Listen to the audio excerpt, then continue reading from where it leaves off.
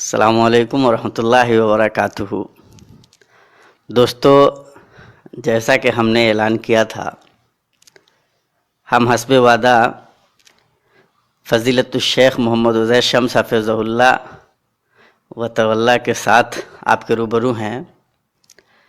اس سے پہلے ہم شیخ حفظہ اللہ کو کئی بار زحمت دے چکے ہیں، مختلف موضوعات پہ ہم نے شیخ سے گفتگو کی ہے اور ہم سب نے الحمدللہ استفادہ کیا ہے۔ آج موضوع کافی دلچسپ ہے ماشاءاللہ۔ انشاءاللہ ہم شیخ سے ان بہت سارے علماء، مفکرین، محققین، ادباء، شعراء کے بارے میں بات کریں گے جن سے شیخ کی ملاقات رہی ہے، دلچسپ واقعات، قابل ذکر چیزیں انشاءاللہ، اور جو زندگی کے مختلف میدانوں کو ریپریزنٹ کرتے ہیں، مختلف علوم و فنون کے جو نمائندہ ہیں اور جن سے شیخ کے باضابطہ ماشاءاللہ مراسم رہے ہیں، شیخ کی ملاقاتیں رہی ہیں۔ آپ میں سے سب لوگ انشاءاللہ شیخ سے واقف بھی ہیں، تو ہم اس بات کے بھی محتاج نہیں ہیں کہ شیخ کے تعارف کی ضرورت پڑے۔ شیخ، آپ کا بہت زیادہ خیر مقدم ہے، جزاکم اللہ خیر کہ آپ نے ہمارے لیے وقت نکالا۔ بارک اللہ فیکم۔ شیخ، ماشاءاللہ جس طرح کی زندگی آپ لگاتار گزارتے رہے ہیں، علم و حکمت کی زندگی، اور ماشاءاللہ اسی میدان میں آپ نے اب تک کی پوری زندگی گزاری ہے ماشاءاللہ۔ علم، ادب، علوم و فنون، یہی آپ کی پوری زندگی ہے، اور ظاہر ہے یہی محور ہے جس کے تحت آپ کی زندگی چل رہی ہے۔ ظاہر ہے اس زندگی کے اس طرح کی زندگی میں انسان کا جو واسطہ ہے وہ بھی ظاہر ہے کہ اسی طرح کے لوگوں سے پڑتا ہے، ایک پر ایک علماء، دعات اللہ، ادباء، شعراء، محققین، مفکرین، مورخین، اور کیا کیا لوگ جن سے ماشاءاللہ آپ کی ملاقاتیں رہی ہیں۔ تو ظاہر ہے کہ اور اس میں ہر مسلک مشرب کے لوگ ہوں گے جن سے ملاقات کا سلسلہ رہا ہوگا۔ ان میں دنیا میں بھی موجود ہیں بہت سارے لوگ وہ ہیں جو اللہ کے پیارے بھی ہو گئے۔ تو ہمیں جہاں تک یاد پڑتا ہے، مولانا وحید الدین خان صاحب سے بھی آپ کی ملاقات ہے۔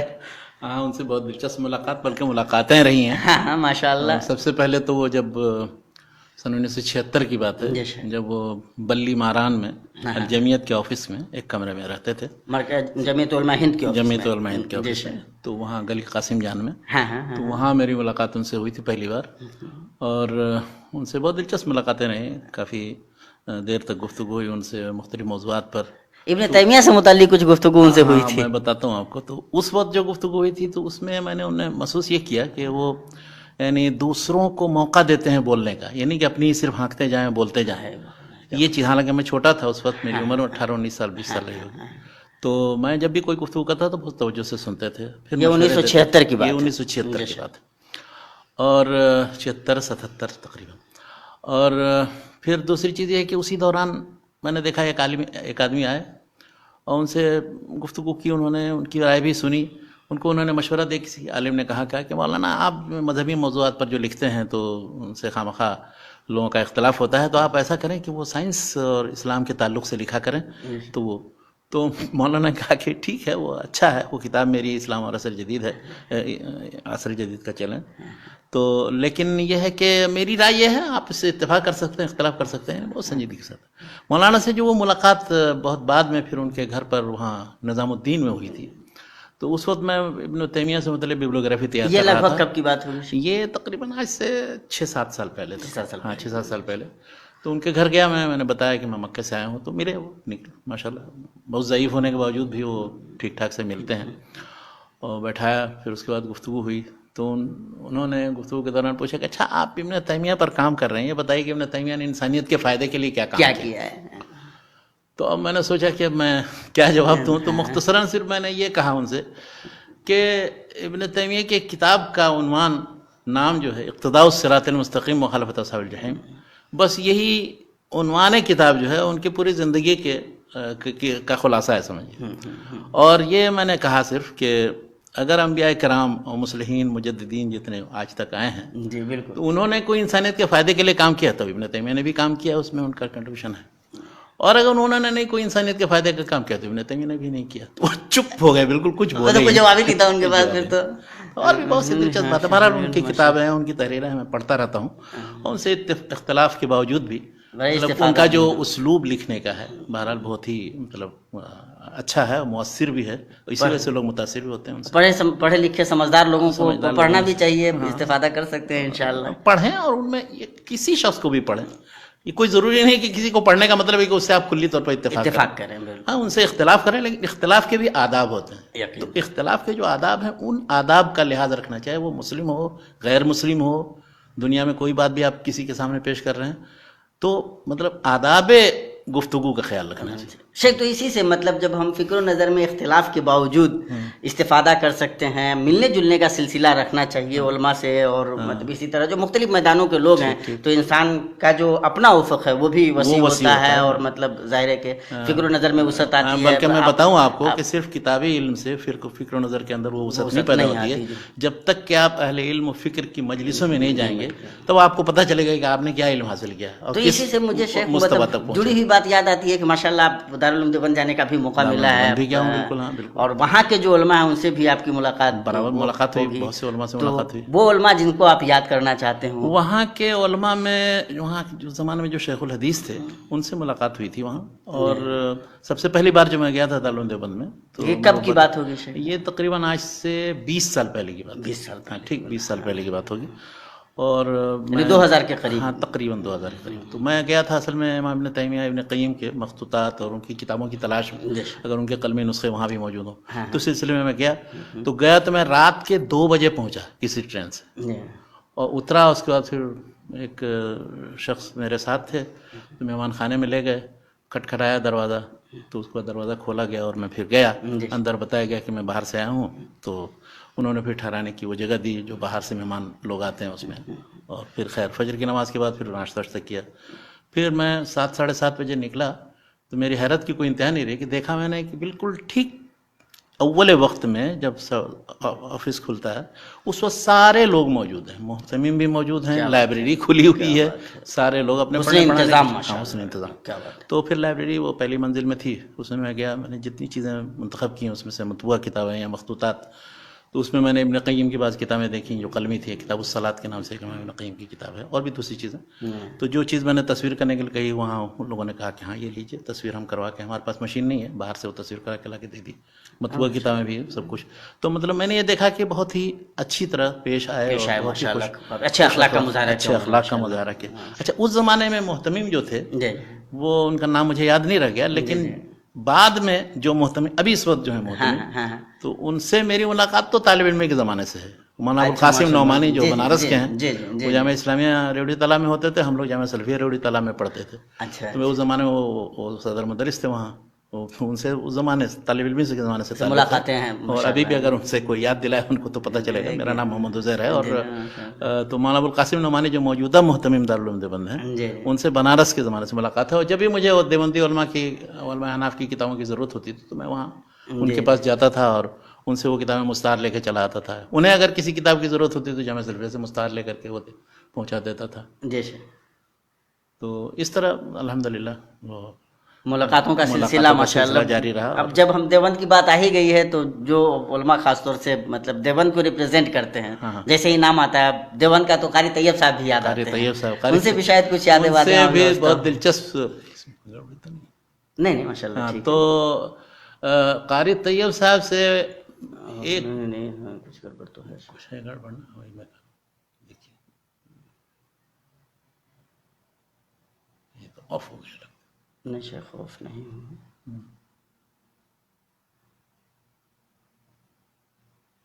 جی شیخ. ہاں، قاری طیب صاحب سے ملاقات اور گفتگو، بلکہ ان کا خطاب سننے کا موقع ملا خود جامعہ سلفیہ میں. اب اس سے اندازہ لگائیے، ہم جامعہ سلفیہ میں پڑھتے تھے اور ہر مکتب فکر کے لوگ وہاں آتے تھے. تو ہم لوگ اس زمانے میں میرے خیال سے 73 یا 72 کا واقعہ ہے یہ. اس وقت ہم عالمیت میں پڑھتے تھے تو آئے تو لائبریری میں ان کے خطاب کا انتظام کیا گیا، جی تو انہوں نے خطاب کیا اور الحمدللہ مطلب اچھا خطاب رہا. ماشاء تو اللہ. اس میں انہوں نے خطاب کے دوران ہی یعنی اختلاف اور آپس میں جو فقہی مسائل سے متعلق جو اختلافات تھے اس پر بھی گفتگو کی، اور ایک حدیث پیش کی، اختلاف امتی رحمتن. ہاں ہاں تو وہاں مولانا عبدالحمید رحمانی صاحب بھی جی وہ حاضر تھے. موجود تھے. وہ پھر ادھر ادھر مختلف اساتذہ کو کہہ رہے ہیں کہ حضرت دیکھیے یہ حدیث پیش کی، اس پر کچھ آپ کمنٹ کیجیے. سارے اساتذہ نے کہا کہ آپ چپ چاپ رہیں، ابھی خاموش رہیں. مولانا رئیس ندوی صاحب ہیں اور دوسرے مشائخ. جی تو پھر جب ان کا خطاب مکمل ہو گیا اور ساری چیزیں تقریباً اتحاد اتفاق کی دعوت اور طلبہ کو نصیحت کی چیزیں تھیں، کوئی ایسی بات نہیں. تو مولانا بہت مشہور عالم ہیں، ان کی کتابیں التشبہ فی الاسلام اور دوسری جو کتابیں ان کو حاکم الاسلام کا خطاب دیا جاتا ہے. تو اس پر پھر کھڑے ہو کر کے مولانا عبدالحمید رحمانی صاحب نے انہوں نے کہا کہ ہم بہت صدق احترام کے ساتھ یہ گزارش کرنا چاہیں گے کہ یہ حدیث جو انہوں نے پیش کی ہے وہ موضوع ہے، اور یہ حدیث بالکل مطلب صحیح نہیں ہے، اور سارے علماء نے اسے بتایا ہے، اس کے وجوہ اسباب بیان کی. تو اس کا لگتا ہے کہ انہوں نے تو خیر بظاہر کوئی اظہار نہیں کیا، لیکن اس کے 1-2 دن کے بعد جامعہ اسلامیہ میں جلسہ ہوا بغلی میں، اور اس میں اس کو لگتا ہے کہ اس چیز کو توہین پر معمول کیا گیا یا واللہ عالم. تو اس میں وہ اعتراض کا جواب دینے کی کوشش کی کہ حدیثوں کے سلسلے میں اختلاف ہے، کچھ علماء کسی حدیث کو ضعیف قرار دیتے ہیں، کچھ کسی کو صحیح قرار دیتے ہیں، لیکن یہ حدیث ایسی ہے کہ اس میں کسی اختلاف کی بات نہیں ہے، سرے سے یہ حدیث ہی نہیں، مطلب یہ تو موضوع چیز ہے یہ، اور اس کا کوئی تعلق نہیں ہے حدیث کے. تو ایک تو وہ تو خیر ہوا کہ مطلب ایک پروگرام ہوا تھا، ایسے باضابطہ ان سے آپ ایسے باضابطہ نہیں، ان سے ملاقات بہت زیادہ ہوئی. اسی وقت ان کو دیکھا، اس وقت جو مسافہ کیا یا ملاقات کی، اور ان کی کتابیں دامیں جو پڑھی ہیں میں نے بس وہی. مولانا سعید احمد اکبر آبادی. ہاں مولانا سعید احمد آبادی، ان سے بھی بہت دلچسپ ملاقات رہی. اچھا ان سے بھی ملاقات ہوئی ہے ندوۃ العلماء میں سب سے پہلے. دارالعلوم ندوۃ العلماء میں 85 سالہ جشن ہوا تھا 1975 میں. تو اس میں جامعہ سلفیہ سے ہم طلبہ اور بعض اساتذہ بھی جا کے وہاں گئے اور شریک ہوئے. تو والد صاحب بھی تھے، میں بھی تھا، اور دوسرے لوگ بھی تھے. تو گئے وہاں، تو ان سے ملاقات، اور بھی بہت سے دوسرے اہل سے ملاقات ہوئی. تو وہاں سعید احمد اکبر آبادی کو سب سے پہلے وہاں دیکھا تھا. ان سے ملاقات یاد مجھے ابھی تک ہے کہ صبح کو جو فجر کی نماز کی کچھ دیر کے بعد کا وقت تھا، نکلے ہم لوگ، تو والد صاحب بھی ساتھ میں تھے. تو پتہ چلا کہ مولانا سعید احمد اکبر آبادی فلاں کمرے میں ہیں. گئے ملنے کے لیے، تو باہر نکلے اور ملے. تو والد صاحب میرے مولانا سعید احمد اکبر آبادی کے شاگرد، وہ فتح پوری مدرسے میں انہوں نے 1934-35 میں ان سے پڑھا تھا، جب پنجاب یونیورسٹی کے مولوی فاضل کا امتحان دینے کی تیاری کر رہے تھے. تو کہا، انہوں نے دیکھتے پہچانا شمس الحق. اس کے بعد پھر میرا تعارف کرا کہ میں مطلب میرے بارے میں بتایا انہوں نے. تو ان سے گفتگو کیا ہوئی ہے تو تفصیل نہیں معلوم ہے، لیکن کہ بہت خوش اخلاقی تھا. پھر میں نے دیکھا ان کو کہ وہ سگریٹ نکالا اور کش لیتے ہوئے. اس کے بعد ہمارے علماء بہت سے حقہ پیتے رہے ہیں، سگریٹ پیتے رہے، سگریٹ کا ایک رواج رہا ہے بارہ. اور اس کے بعد پھر جب میں دلی آیا 1976-77 میں، تو ندوۃ المصنفین میں جو جامع مسجد کے علاقے میں ہے، اس کا آفس تھا، اس میں گیا. تو وہاں ان سے ملاقات کئی بار ہوئی. اس کے بعد پھر مفتی عتیق الرحمان صاحب عثمانی اسی میں تھے، ان سے بھی. تو جب ان لوگوں سے ملاقات ہوئی تو کچھ یاد ہیں؟ ہاں میں بتاؤں آپ کو ایک دلچسپ بات. اس وقت میرا ایک مضمون چھپا تھا اس میں، برہان میں، معارف میں چھپا تھا مولانا شمس اللہ قدیم آبادی پر، اور برہان میں 1976 میں چھپا تھا غزالی یا غزالی کے تعلق سے. اچھا ماشاء، یہ ندوۃ المصنفین سے ندوۃ المصنفین کے مجلے برہان میں، اس وقت وہ ایڈیٹر تھے. تو جب ملاقات ہوئی میں نے بتایا محمد عزیر تم کو حیرت ہوگی، تم نے یہ مضمون لکھا. کیا بات ہے ماشاء اللہ. اس میں میرے خیال سے عمر 18-19 سال رہی ہوگی. تو اور بھی دوسری کچھ باتیں ہوئیں، اور بیچارے مطلب بہت ہی معروف اور محقق اور مطلب مفکر ٹائپ کے آدمی تھے، اور علماء میں سے تو تھے، لیکن وہ علماء اور مسٹر دونوں کو جمع کر دیا جائے تو دونوں میں وہ. اچھا ماشاء اللہ، وہ لیتے کر کے جو کیفیت ہوتی ہے علماء کی اس طرح کی نہیں تھی. الحمدللہ انہوں نے ایک عرصہ وہاں پر مدرسہ عالیہ میں، بلکہ مولانا ابوالکلام آزاد نے ان کو مدرسہ عالیہ کلکتہ بھیجا تھا. پھر علی گڑھ مسلم یونیورسٹی میں شعبہ دینیات بہت دنوں تک رہے وہ. اچھا اور اس کے ساتھ ساتھ یہ پرچہ، سب سے زیادہ شہرت ان کو ہی اس کی ایڈیٹری کی وجہ سے، برہان کی جو ایڈیٹر ہے عرصے تک. اور تو ہم لوگ جب اس طرح کے علماء کی گفتگو کر رہے ہیں جو مختلف طبقات میں معروف بھی رہے، مشہور بھی رہے، اور ان کی خدمات بھی رہی، تو ذہن مولانا ابوالحسن ندوی رحمۃ اللہ علیہ کی طرف بھی جاتا ہے. بالکل بالکل، مولانا ابوالحسن ندوی سے تو بہت ملاقاتیں ہوئی. جامعہ سلفیہ میں خود آئے، وہاں ملاقات ہوئی. اس کے بعد پھر جامعہ خود ندوۃ العلماء جاتا رہا میں، وہاں بھی ملاقات ہوئی. وہاں طلبہ، وہ ان کے اندر ایک صفت یہ تھی کہ جب بھی کوئی نوارد آتا تھا ان سے ملنے کی خواہش کرتا تھا تو اجازت دیتے تھے اس کو، چاہے وہ طالب علم ہو، کوئی بھی دور دراز سے آیا ہو. کیا بات ہے. چنانچہ وہاں جامع ندوۃ العلماء دارالعلوم میں مسجد کے بغل ہی میں ان کی جہاں قیام پذیر ہوتے تھے وہ، تو وہیں جا کر کے پھر اندر پھر بلایا، بیٹھے، مختلف گفتگو ہوئی، وہیں کھانا وانا کھلایا انہوں نے. اور پھر ایک بار جانا ہوا ان کے گھر بھی، رائے بریلی میں. ہاں، رائے بریلی میں. اس کی مناسبت یہ ہوئی کہ مولانا شمس اللہ قادری آبادی پر میں کتاب لکھ رہا تھا، تو مجھے پتہ چلا کہ ان کے والد مولانا عبدالحی حسنی صاحب نزہۃ الخواطر، ان کے اور مولانا شمس اللہ قادری آبادی کے درمیان مراسلات تھے. بلکہ انہوں نے لکھا مولانا عبدالحی حسنی نے مولانا شمس اللہ صاحب کے ذکر میں کہ وہ کان بینی و بینہ من المراسلۃ ما لم تنقطع الی یوم وفاتی، یہ لفظ کا. تو میں نے کہا کہ کچھ نہ کچھ تو ان کے پاس محفوظ ہو شاید، تو مرنے سے پہلے تک دونوں کے درمیان خط و کتابت کا سلسلہ تھا. چنانچہ میں گیا جب رائے بریلی تو مولانا سے ذکر کیا کہ اس غرض سے میں آیا ہوں، تو بہت ہی اس کے ساتھ کہا کہ ہاں ٹھیک ہے بالکل. تو 4-5 البم لا کے مجھے دیے اور میں نے ورق گردانی کی تو 4 خط مجھے ملے اور دوسرے بڑے بڑے علامہ مشاہیر کے خطوط ہیں. تو الحمدللہ ان 4 خطوط کو میں نے چھاپ بھی دیا اپنی اردو والی کتاب کے اندر. اور اس میں یہ بھی پتہ چلا کہ مختلف لوگوں نے جو علماء ہند کے تذکرے لکھنے کی کوشش کی تو کس نے کیا لکھا، کس نے کہاں تک کیا پہنچایا نہیں پہنچایا. تو مولانا شمس الحق صاحب نے کہا کہ اب دیکھیے یہ کتنی وسعت ظرف کی بات ہے. انہوں نے کہا کہ میں نے بھی کوشش کی تھی، لکھی، لیکن کہ میری کتاب ناقص رہ گئی. اب آپ نے یہ بیڑا اٹھایا تو اللہ تعالیٰ آپ کی کتاب کو مکمل کرا دے، اور میرے پاس جو کچھ بھی ہوگا وہ سب میں بھیجتا رہوں گا. تو چنانچہ وہ بھیجتے بھی رہے اور ایک دوسرے سے استفادے کا سلسلہ باقی رہا ماشاءاللہ. تو ایک ملاقات تو وہ رہی، اس کے بعد بھی پھر اس کے بعد یہاں جب آتے تھے مکہ مکرمہ میں تو یہاں بھی مختلف موقع پر ملاقات ہوتی تھی ان سے. اور مدینہ منورہ میں وہ جہاں قیام گاہ ہوتی تھی ان کی، وہاں ہم جب مدینہ یونیورسٹی میں پڑھتے تھے تو ان سے جب بھی ملاقات ہوتی تھی تو بہت خوش اخلاقی کے ساتھ ملتے تھے. اور ہم طلبہ کو نصیحت کرتے تھے کہ آپ لوگ علم حاصل کیجئے، عربی زبان میں مہارت حاصل کیجئے. اور ہاں اس کی بہت زیادہ خاص طور پر وہ عربی میں خاص طور سے عربی میں اہتمام. اور الحمدللہ مطلب ہم لوگوں کو شروع سے ہی شوق تھا عربی زبان میں لکھنے، بولنے، پڑھنے کا مطالعہ. ان سے جو ملاقاتیں ہوتی تھی تو گفتگو عام طور پہ عربی میں ہوتی تھی یا نہیں عربی میں نہیں، اردو ہی میں گفتگو ہوتی تھی. ہندوستانی یا پاکستانی علم سے وہ اردو ہی میں باتیں عام طور پر. اچھا ماشاءاللہ. نہیں ہوتا ہے کہ جیسے چونکہ وہ خود عربی کے ایک بڑے جانکار بھی تھے. یہاں جب آتے تھے تو یہاں جیسے ایک بار مجھے یاد ہے نادی مکہ میں آیا، نادی مکہ ثقافی مکہ میں عزیزیہ میں، تو ان کا ایک لیکچر ہوا تو بہت اچھا لیکچر تھا. ارتجالاً ان کی گفتگو تھی اور یہاں مشائخ سے جو ان کا تعلق ہے اس کا ذکر کیا، مملکت کی جو خدمات ہیں ان کا ذکر کیا انہوں نے.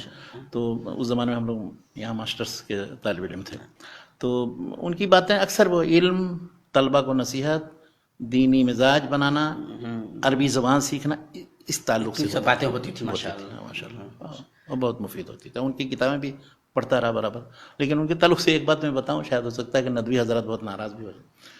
خود انہوں نے لکھا ہے، یہ مجھے بتانے کی ضرورت نہیں ہے، انہوں نے لکھا ہے. لیکن عام طور پر چونکہ بہت جس شخص سے بہت عقیدت ہوتی ہے تو وہ سمجھتا ہے کہ بس وہ اس کے متعلق کوئی ایک حرف بھی نہیں کہا جا سکتا. تو میں اس طرح کا آدمی نہیں ہوں جس سے متعلق بھی کہیے جو بات میرے ذہن میں میں کہہ دوں گا. تو جب ان کی ماذا خسر العالم میں نے اس کا سب سے پہلا ایڈیشن جو ہے چھپا تھا 1949 میں، جو احمد امین نے چھپا تھا، لجنۃ التالیف و ترجمہ نشر. تو وہی ایڈیشن میں نے سب سے پہلے جامعہ سلفیہ میں دیکھا تھا، مولانا عبدالمجید حریری. تو اس میں دیکھا تھا 2 صفحے کا مقدمہ لکھا ہے احمد امین نے. تو اس میں انہوں نے مؤلف اور اس کے جذبے کی اور تاریخی معلومات کی، وہ کتاب کی بڑی ہمت بیان کی. لیکن انہوں نے کہا کہ مؤلف نے ذرا سا اس میں مطلب بتکلف کچھ چیزیں لکھی ہیں اور عربی زبان میں لگتا ہے کہ وہ سارے الفاظ و مترادفات سب بھر دینے کی کوشش کی، اس طرح کچھ لکھا ہے. تو اگر وہ سلیس اور سادہ اسلوب میں لکھتے تو زیادہ مفید ہوتا. اتنا لکھا ہے. تو آپ مولانا کی آپ بیتی پڑھیے، اس میں انہوں نے اس چیز کا ذکر کیا ہے کہ جب یہ کتاب چھپ کے آئی اور اس طرح سے مقدمہ اس میں تھا تو ہم سب لوگ پڑھا، یہ ہوئے کہ یہ کیا لکھ دیا انہوں نے، اور اس سے کتاب کی بجائے اس کے تعریف کی کچھ تھوڑا سا نقص کا پہلو نکلا.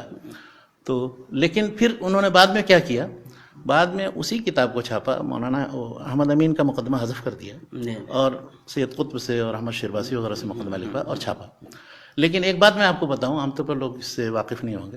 جب ان کی کتاب اذا حبت ریح الایمان چھپی 1975-76 میں تقریباً، جب جامعہ سلفیہ میں پڑھ رہے تھے، اس میں انہوں نے اس کے مقدمے میں یہ لکھا ہے کہ اس کتاب میں نے وہ سلیس اور مرسل اور سہل اسلوب اختیار کرنے کی کوشش کی جو صاحب اغانی کا اسلوب ہے. یہ ان کی عبارت ہے، اگرچہ صاحب اغانی کا کوئی اسلوب نہیں ہوتا ہے، اس لیے کہ وہ تو راوی تھے، جیسے جس نے ہے ویسا نقل کیا. لیکن بہرحال کہنے کا مقصد ان کی یہ ہے کہ میں نے اس کتاب سے، یعنی اذا حبت ریح الایمان سے، وہ اسلوب جو پچھلا تھا میرا یعنی اشارہ وہ ماذا خسر العالم کے اس سے ہم نے اپنے آپ کو اس سے ہم نے ہم ایک نیا تو پھر کون سی تنقید کی تھی احمد امین نے؟ احمد امین نے جو تنقید کی تو وہ تو بالکل صحیح و بجا تنقید تھی. اور اگر تنقید بھی تھی تو تنقید کو بھی رہنے دینا چاہیے. اگر تعریف اس قابل ہوتی ہے کہ اس کا اعتبار ہو تو تنقید کا بھی ہونا چاہیے. خیر تو دونوں بڑے لوگ سامعین کو دونوں کتابیں پڑھنی چاہیے. پڑھیں اذا الایمان اور ماذا خسر العالم، خود ان کو فرق سمجھ میں آ جائے گا اس لوگ کا جو ان کو سمجھ میں آیا تھا احمد امین کو جو اہل زبان تھے. کیا بات ہے. تو مولانا حسن رحمۃ اللہ علیہ سے متعلق اس طرح کی، اور ظاہر ہے کہ اور بھی جو دوسرے لوگ ہیں خاص طور سے حدیث وغیرہ سے جن لوگوں کا مطلب وہ رہا ہے باضابطہ اشتغال رہا ہے، ہماری نظر میں شیخ الحدیث عبید اللہ رحمانی مرحوم ان سے ان کو تو بہت بچپن سے، جب میری عمر 9-10 سال رہی ہوگی، اور مئو میں ہم رہتے تھے، وہاں فیض عام میں والد صاحب پڑھاتے تھے، تو فیض عام میں ایک بزرگ کو دیکھتے تھے، سفید سیاہ داڑھی ہلکی، وہ آتے تھے اور بڑے احترام کے ساتھ مولانا عبد المعید صاحب مرحوم جو بعد میں ہم لوگوں نے ان سے پڑھا بھی، تو وہ بہت احترام کے ساتھ ان کے لیے ایک دم بالکل 24 گھنٹہ الرٹ ہو جاتے تھے، اور ان کی خدمت، اتنی خدمت کسی بڑے شیخ کی کسی دوسرے بڑے شیخ کی کرتے ہوئے میں نے نہیں دیکھا آج تک. کسی کی اس طرح سے یعنی اس وقت تک مطلب سمجھیے کہ ایک دم بالکل جیسے حاضر رہتے تھے ان کی خدمت کے لیے کسی طرح. تو وہ وہاں کونے میں مصحف فیضان میں آ جاتے تھے، ان کے لیے بیٹھاتے تھے، ان کی چارپائی ہوتی تھی، ان کو سلاتے تھے، کھلاتے تھے سب کچھ. اور والد صاحب دوسرے کمرے میں تھے، تو ہم لوگ جب دیکھتے تھے ان کو تو دیکھتے تھے یہ کون بزرگ آ گئے ہیں جو اتنا زیادہ ان کی تعظیم ہوتی ہے. بعد میں پتہ چلا کہ جب ہم جامعہ سلفیہ بنارس میں آئے، یہی شیخ الحدیث مولانا عبید اللہ رحمانی ہیں. اور پھر وہ بار بار آتے تھے، جب بھی آتے تھے جامعہ سلفیہ میں ملاقات ہوتی تھی. خود ان کے گھر کئی بار میں گیا، اب خود اتنے متواضع آدمی کہ اب ہم جیسے طالب علم مطلب 12-14 سال 15 سال کی عمر کے 16 سال کی عمر کے، ان کے لیے پانی چلا کر کے ٹیوب ویل وہ دے رہے ہیں. باتھ روم میں پہنچانا ہے تو وہ پانی میں جا کر کے وہاں رکھ کے یہ میرے ساتھ ایسا ہوا. کیا بات ہے. اللہ. اور دوسرے کھانے پینے کی چیز اس وقت تک مطلب سارے، یہ بھی ہو سکتا تھا کہ ہم لوگ پہنچ گئے خامخواہ ان کے آرام میں یا کسی کام میں خلل ہو گیا، لیکن کبھی بھی یہ بات ظاہر نہیں کی، انہوں نے محسوس کرائی. اچھا، کبھی نہیں کہتے تھے کہ میں بہت مشغول تھا آپ آ گئے، وہ کیا بات ہے. تو مطلب بہت ہی ایک تو زہد اور عبادت، تقوی، اخلاق، پرہیزگاری وغیرہ کی چیز، اور علم میں جو پختگی تھی وہ اپنی جگہ. علمی چیزیں بھی ان کی تحقیقات آپ اگر دیکھیں تو میرات النفاتی ہے، یا ان کے فتاویٰ کا مجموعہ چھپا ہے، 2 مجموعہ، ایک 2 جلدوں میں چھپا ہے، ایک 5 جلدوں میں چھپا ہے. اس میں یعنی کسی مسئلے کی مکمل تحقیق کے بعد احادیث آثار بغیر کسی تعصب کے ہو، جس نتیجے تک وہ پہنچتے ہیں اس کو بے لاگ لپیٹ وہ ظاہر کرتے ہیں ماشاءاللہ. اور اس سلسلے میں ان کا جو بیمہ سے متعلق فتویٰ ہے اور دوسرے بہت سے مسائل سے متعلق فتوے اب دیکھیے تو اندازہ ہوگا. اور کافی مطلب موجودہ علماء میں نے علم اور زہد و تقوی دونوں میں جامع ایک ان کو دیکھا ہے فی القمہ، اور ایک مولانا بھوجانی مرحوم کو. تو جب ذکر ہی آ گیا ہے تو مولانا بھوجانی مرحوم بھی اللہ تعالیٰ ان کو غریق رحمت کرے، اور ان سارے مشائخ اور علماء کو. وہ بھی مطلب علم کے پہاڑ تھے ایک طرف، اور دوسری طرف زہد و تقوی پرہیزگاری میں بھی مطلب ان کی مسیل. ملاقات کیسے ہوئی تھی شیخ آپ کی؟ وہ ہوا یہ کہ جب بنارس میں پڑھتے تھے تو اس زمانے میں ہم لوگوں کو مختلف شخصیات اور تاریخ اور سوانح وغیرہ پڑھنے کا شوق تھا. تو اسی میں پھر اس کا مولانا شمس الغنی آبادی پر لکھنے کا شوق پیدا ہوا. والد صاحب کہتے تھے یہ کیا پڑھتے رہتے ہو، صرف کچھ نہیں، یہاں لکھتے ہو وہاں لکھتے ہو، کچھ کرو، کسی موضوع سے متعلق کچھ لکھو. تو انہوں نے یہ شوق دلایا تو مولانا شمس الغنی آبادی پر لکھنا شروع کیا. جب لکھنا شروع کیا تو ایک مضمون مولانا عطا اللہ بھوجانی نے بھی ان پر لکھا تھا، الیتسا میں، وہ بھی نظر سے گزرا. اور ان کی کچھ چیزیں اور دیکھی تھیں جو حیات شیخ الاسلام ابن تیمیہ پر جو حواشی ہیں اور دوسری چیزیں، تو ان کی عظمت جو ہے کا نقش قائم ہو گیا تھا. کیا بات ہے. تو پھر میں نے پلاننگ اسی دوران یہ کی کہ علماء حدیث کا تذکرہ ایک مکمل مرتب کیا جائے. کیا بات ہے. تو اس سلسلے میں پھر مراسلت ان سے کی، خط لکھا. ایک لمبا خط لکھ دیا، اور وہ انہوں نے پھر چھاپ دیا الیتسا میں. اس وقت کے الیتسام میں 1973-74 میں شاید چھاپ دیا. اچھا، اس خط کو، اسی خط کو لمبا چوڑا. اپنی دلچسپیوں کا ذکر کیا، اس کو پڑھتا ہوں تو مجھے شرمندگی بھی ہوتی کہ میں نے کیا کیا لکھ دیا تھا اس وقت جوانی کے جوش میں. لیکن بہرحال، اور انہوں سے یہ میں نے کہا کہ اس سلسلے میں آپ رہنمائی کریں. چنانچہ انہوں نے پھر اس کے بعد لکھا مجھے. فراغت کے بعد جب ہم بنارس سے یہاں مکہ مدینہ آ گئے تو مدینہ میں آنے کے بعد پھر میں نے ان کو خطوط لکھے. تو ان سے میں نے کہا کہ میں ملنا چاہتا ہوں آپ سے، اور اس سلسلے میں جس سلسلے میں نے پہلے بھی خط لکھا تھا. چنانچہ وہاں گیا، ان سے ان کے پاس گیا تو بڑی اوگت کی اور میں ٹھہرایا. اس کے بعد پھر سارا کچھ جتنا ان کے پاس مواد تھا وہ انہوں نے دیا، دیکھا، رہنمائی کی، خطہ بنایا کہ کیسے کیا کرنا چاہیے. تو بہت کچھ میں نے تقریباً 500 علماء کے حالات جمع کیے، لیکن اب تک وہ یہاں رہنے کی وجہ سے اس کی تجویز اور آخری شکل دینے کا موقع نہیں، نہیں لیکن ملا. میں لیکن ان کے لڑکے حافظ احمد شاکر صاحب برابر کہا کرتے ہیں کہ بھئی وہ آپ آئے تھے اس کو سفر کر کے نہیں تو تو احمد اس کو شاکر صاحب مکمل صحیح کرنا. کہتے ہیں. میں ابھی انڈیا میں بھی تھا اور کئی محفلوں میں یہ ذکر آیا تو لوگوں نے متفقہ طور پر یہ مطالبہ کیا، باضابطہ ہمیں پریشائز کیا کہ بھائی آپ شیخ کو کسی طرح بھی تیار کر کے وہ کام تو کم سے کم سامنے آ اب جانا اس کے لیے چاہیے انشاءاللہ. مسودات یا جو اتنا مادہ ہے جو کچھ بھی اکثر تو تب ہندوستان میں رکھا ہوا ہے. لیکن بہرحال کبھی لوگ جب یہ بات کہتا ہوں تو لوگ کہتے ہیں کہ اس میں کون سی عذر کی بات ہے، جائیے جا کر اٹھا کے لے آئیے. ہاں انشاءاللہ وہ آ جائے تو بہرحال ایک بڑا کام ہو جائے گا تو انشاءاللہ. دیکھیے اللہ تعالیٰ توفیق دے. تو بہرحال اس موقع سے مولانا بھوجانی مرحوم جو تھے، جی مطلب ان کی شخصیت کے بارے میں مختصر طور پہ یہ کہا جائے کہ علماء حدیث چاہے وہ قدیم ہوں یا جدید، ان کے حالات اور ان کی خدمات اور ان کے تراث سے ان سے بڑا واقف کار میں نے نہیں دیکھا کسی کو. کیا بات ہے. اور جب کسی موضوع سے متعلق ان سے کوئی گفتگو کیجیے یا ان کا کوئی بھی مقدمہ کسی کتاب پر آپ دیکھ لیجیے تو اس موضوع سے متعلق جو ساری بنیادی باتیں ہیں تاریخی ترتیب سے وہ بیان کر دیں گے، کس نے کس موضوع پر کیا کام کیا، پھر کیا کس نے کیا کیا، پھر کیا کس نے بات ہے کیا. ماشاءاللہ، جس کو آپ نے بھی اپنایا ہے. تو شیخ اب میں ہم نے تو بھی آپ کوشش کو یہ کی ہے کہ بعض مقدموں میں اپناؤں، لیکن بہرحال مطلب یہ تو نقش پا ہے ہم لوگوں کا، ان جیسے تو تحریر نہیں ہو سکتی. اب نے ان کی کتابوں کے جو مقدمے ہیں آپ دیکھیں، یا انہوں نے جو تعلیقات جن کتابوں پر لکھے ہیں وہ دیکھیں، یا انہوں نے جو سنن نسائی کا جو حاشیہ لکھا ہے جس میں سارے پچھلے حواشی سب سمو دیے ہیں. کیا بات. تو مولانا کی شخصیت مطلب عجیب غریب تھی. بلکہ کتابوں کے تو بڑے پارک تھے. وہ کون سی کتاب کیا ہے، کس نام سے چھپی ہے، کس کا ٹکڑا کہاں کس جگہ موجود ہے، یہ سب ساری ہاں. معلومات. ایک کتاب کے بارے میں نے پوچھا، سنیے دیکھیے مثال سے اندازہ ہوگا آپ کو ان کی علمیت کا. بڑے بڑے محققین ان کو بھی پتہ نہیں ہوتا. ایک کتاب چھپی ہے خلاصۃ الکشاف المعروف باعراب القرآن، اسی نام سے، نول کشور کے مطبع سے، لکھنؤ سے. تو وہ کتاب کبھی کوئی نواب صدیق حسن کی طرف منسوب کر دیتا ہے، کبھی شاہ ولی اللہ کی طرف کوئی منسوب کرتا ہے. میں بھی حیران تھا کہ ان میں سے کس کی کتاب ہے، دیکھی نہیں تھی. تو لائبریری میں تھا ان کے جو دارالدعوت سلفیہ کے نام سے انہوں نے قائم کی. تو وہاں انہوں نے کہا ادھر آؤ، یہ نکالو الماری سے کتاب. کہا یہی کتاب ہے نا. اس کے بعد یہ کتاب نکالو، نکالی، اس کو بھی کھولو. کہا یہ کیا ہے؟ اکبری کی کتاب ہے، املا و معنی وحی، دونوں کا اول پڑھو ایک ہی ہے. تو وہ اکبری کے اعراب القرآن جو ہے، جو املا و معنی وحی الرحمن کے نام سے، التبیان فی اعراب القرآن کے نام سے، وہ کتاب ہے. کیا بات. تو اب اس طرح علم ان کا حاضر اور کتابوں سے متعلق اتنی ناقدانہ روش. تو اس سفر میں وہاں اور بھی لوگوں سے ملاقات ہوئی ہوگی. مولانا حنیف ندوی صاحب سے بھی 1980 ملاقات میں ہوئی. پہلی بار وہاں گیا تھا اور وہاں پاکستان کے بہت سے احباب سے ملاقات ہوئی تھی. مولانا حنیف ندوی صاحب سے. مولانا حنیف ندوی صاحب سے، اسحاق بھٹی صاحب سے، سارے بہت سے لوگ. نہیں، ساٹھ بھٹی صاحب سے آپ کی ملاقاتیں تو بعد میں بھی ہوئی. حنیف ندوی صاحب سے مولانا حنیف ندوی جو تھے وہ ان کے بارے میں کیا کہوں، مختصر میں کہ وہ مطلب ان جیسا کوئی شخص میں نے نہیں دیکھا کہ جس نے 3 فن یا 3 جہتیں جمع کر رکھی ہوں اپنے ذات میں. کیا بات ہے. یعنی وہ پکے سلفی تھے، کیا بات ہے. پکے فلسفی تھے اور پکے ندوی تھے. اچھا تو تینوں میں پوری پختگی. تینوں میں پوری پختگی. کیا بات ہے. اسلوب ان کا دیکھیے بالکل ندوی لگے گا کہ شبلی اور سلیمان ندوی جیسے کوئی لکھنے والے مطلب ان کی تحریر، اور بالکل پوری ندویت. بلکہ ان کے بارے میں کہا جاتا ہے کہ وہ پنجابی تھے، لیکن جب پنجابی تھوڑا بولنا شروع کرتے تو تھوڑا سا تکلف ہوتا تھا، اردو شروع کر دیتے تھے بالکل. اور کیا بات ہے. کیا مطلب لکھنؤ نے زیادہ ہی اثر ڈالا. بہت زیادہ اثر ڈالا. تو مطلب بالکل ایک تو ایک ادیب بھی تھے، فلسفی بھی تھے اور سلفی بھی تھے. سلفیت اتنی پختہ تھی کہ الاعتصام جب نکلنا شروع ہوا 1949 میں تو وہ پہلے ایڈیٹر وہی تھے اصل بنائے گئے. بعد میں پھر وہ چلے گئے ادارہ ثقافت اسلامیہ میں اور وہاں سے ان کی جو کتابیں نکلیں.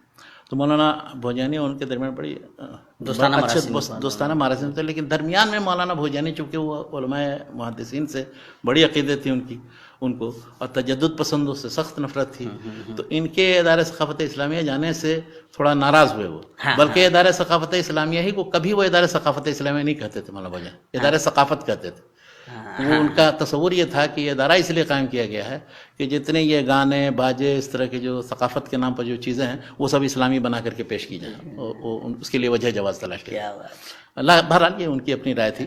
مولانا حنیف ندوی صاحب بہرحال مطلب ان کے بارے میں کیا کہوں، مختصراً یہ کہ جتنے بڑے بڑے مفکرین گزرے ہیں اسلامی تاریخ میں، ان مفکرین کی آراء اور ان کے افکار کو اردو میں جس انداز میں انہوں نے پیش کیا ہے، جتنے بہتر انداز میں، بڑے بڑے مفکرین کی آراء کو میرے خیال سے شاید کسی نے جیسے دیکھیے ابو الحسن اشعری، ان کی کتاب مقالات الاسلامیین، ترجمہ کیا اس کا 200-250 صفحے میں اس پر مقدمہ لکھا. کیا بات ہے. جس میں سارے اختلافات اور کیسے اس کی ان کی ابتدا ہوئی، کیا پوری تاریخ. اسی طرح سے غزالی پر 3 کتابیں ان کی. सरगुज़श्त गज़ाली उनकी अलमुनक़िद मिन अद-दलाल का तर्जुमा, और उस पर फिर मुक़दमा लंबा चौड़ा लिखा। उसके बाद अफ़कार गज़ाली, तालीमात गज़ाली, गज़ाली का ख़ुसूसी मज़ा। तीसरी शख्सियत में इब्न तैमिया की। इब्न तैमिया की शख्सियत का वो पहलू जिसको आम तौर पर लोग छोड़ देते हैं, गुजर जाते हैं, या बहुत से लोग तो समझते ही नहीं। यहाँ सऊदी अरब के अंदर तो मतलब वो पहलू बिल्कुल ही समझिए कि ऐसा मैदान है कि जिसमें बहुत कम लोगों को समझ में आता है। क्या बात है। यानी मंतिक व फ़लसफ़ा और इल्म कलाम के ताल्लुक़ से जो इब्न तैमिया की तहरीरें हैं और रद्द में हैं, मुनाक़शा, और जिसमें बड़े बड़े मुतकल्लिमीन और फ़लसफ़ा वगैरह पर रद्द किया। तो उन्होंने किताब ही दरअसल इसी पहलू पर, अक़लियात इब्न तैमिया के नाम से, और वो सारे वो जो जिन फ़लसफ़ा मुतकल्लिमीन ने मुख्तलिफ़ मौज़ूआत पर, इलाहियात पर और मुख्तलिफ़ मौज़ूआत पर गुफ्तगू की, उनका तनक़ीदी जायज़ा और उनके अफ़कार पर तबसरा। बल्कि कहीं कहीं तो इब्न तैमिया पर भी उन्होंने तबसरा किया कि बात उन्होंने सही तरीके से नहीं समझा। क्या बात है।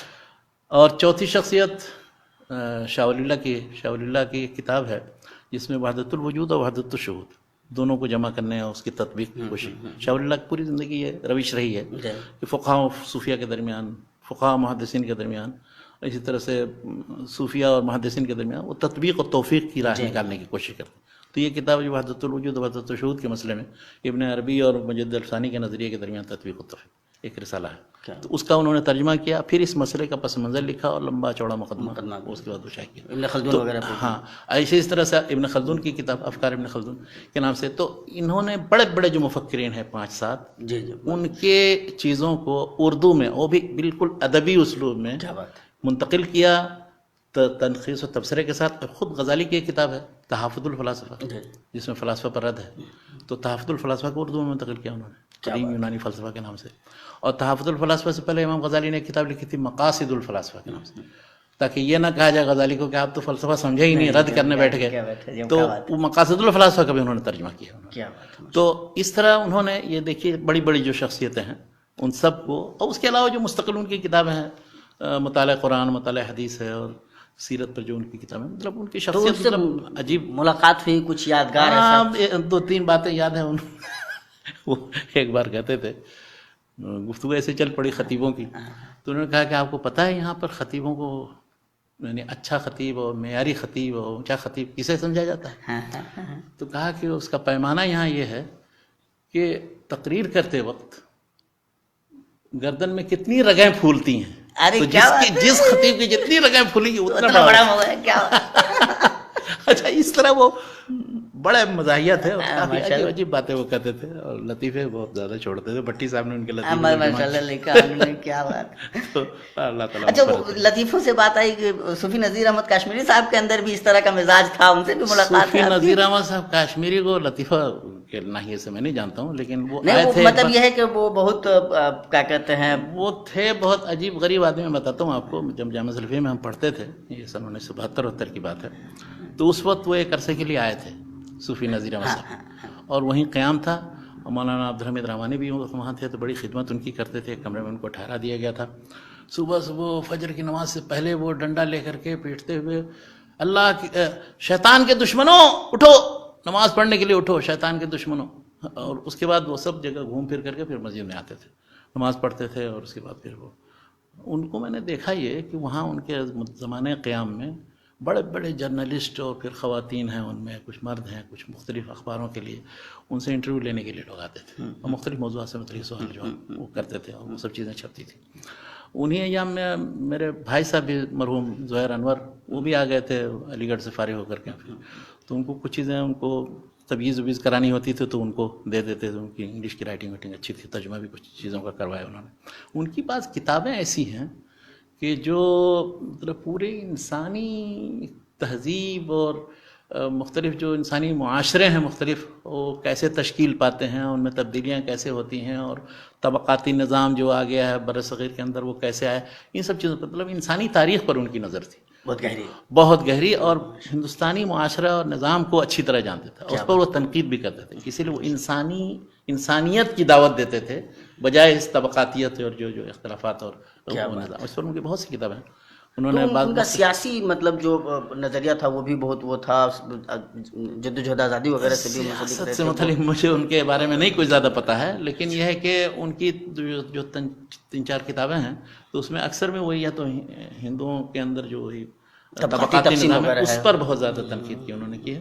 اور دوسری چیز یہ کہ تطہیر فکر اسلامی کے نام سے جو ایک چھوٹی سی کتاب ہے اس میں انہوں نے جو موجودہ دور میں مختلف اسلامی تحریکیں چلی ہیں جیسے جماعت اسلامی کی تحریک ہے اور دوسرے لوگ ان پر انہوں نے تنقید و تبصرہ کیا ہے کہا ہے.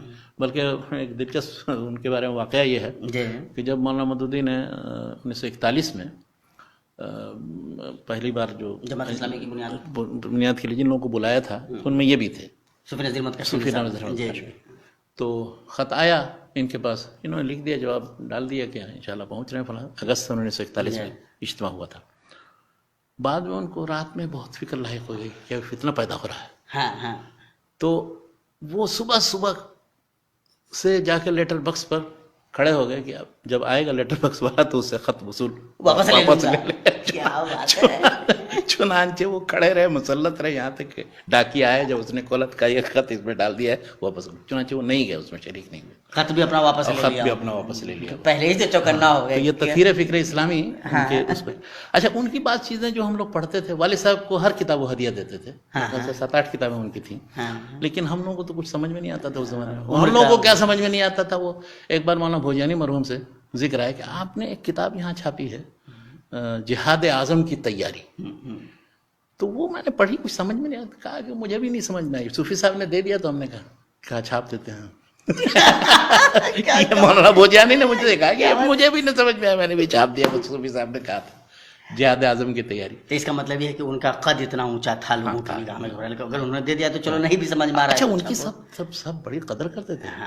اب یہ لال کرشن اڈوانی وغیرہ آپ کو ان کا شاگرد سمجھتے تھے اپنے آپ. دراصل میں وہی جاننا چاہ رہا تھا. ان کو گرو مانتے تھے. بلکہ آپ کو اندازہ لگائیے, وہ کشمیری تھے تو کبھی کبھی پابندی لگ جاتی تھی ان کے پاکستان جانے پر کہیں, تو پاسپورٹ ضبط ہو جاتا تھا. ایک بار ایسی ضبط ہو گیا تو اڈوانی صاحب نے سفارش کی تو ان کو پاسپورٹ ملا. اس کے بعد تو بعض لوگ ایسے ہوتے ہیں کہ جو وہ مطلب سے چیزوں سے بہت وہ کبھی ہندوؤں کے, کبھی کسی مٹھ میں, کبھی کسی گرودوارے میں, کبھی کسی جگہ وہ زندگی گزارتے تھے اس طرح مختلف جگہوں پر, اور رہ گئے. ایسی پوری زندگی گزر گئی ان کی. ان کے عجیب غریب شخصیت تھی. پتہ نہیں کسی نے کوئی کام کیا کہ نہیں کیا, لیکن بھٹی صاحب نے قافلہ حدیث میں ان کے بارے میں لکھا, ذرا پڑھیں. نہیں, کام تو ہونا چاہیے, پر کام ہونا چاہیے. ان کی تحریریں بھی. بزرگوں کا ذکر آ رہا ہے تو محمد گندلوی رحمۃ اللہ علیہ سے بھی ملاقات ہے باضابطہ؟ مولانا گندلوی صاحب سے بس وہ ایک بار جب گوجروالا میں تھا 1980 میں گیا تھا, تو وہاں ان کو اس مسجد میں گیا جس میں وہ ہوتے. تو فجر کی نماز کے بعد وہ بیٹھے ہوئے تھے مراقبے میں, اور اس کے بعد پھر گیا, سلام کیا. وعلیکم السلام, خبر خیریت پوچھی, بتایا میں نے کہ میں مدینے سے آیا ہوں, اور کوئی خاص بات یاد نہیں. مولانا گندلوی صاحب بہت بڑے عالم تھے, اور اکثر یہ بڑے بڑے علماء کے استاد تھے. مولانا بھوجانی کے بھی استاد تھے, اور جتنے تقریباً ہم لوگوں کے اساتذہ کی صف کے جو لوگ تھے ان سب کے استاد تھے, اور بڑی صلاحیت کے حامل تھے. ایک زمانے میں جامعہ اسلامیہ مدینہ منورہ میں بھی پڑھایا انہوں نے ایک عرصے کے لیے. تو وہ حدیث کے, فقہ کے, عقیدے وغیرہ کے ہر میدان کے ماہر تھے.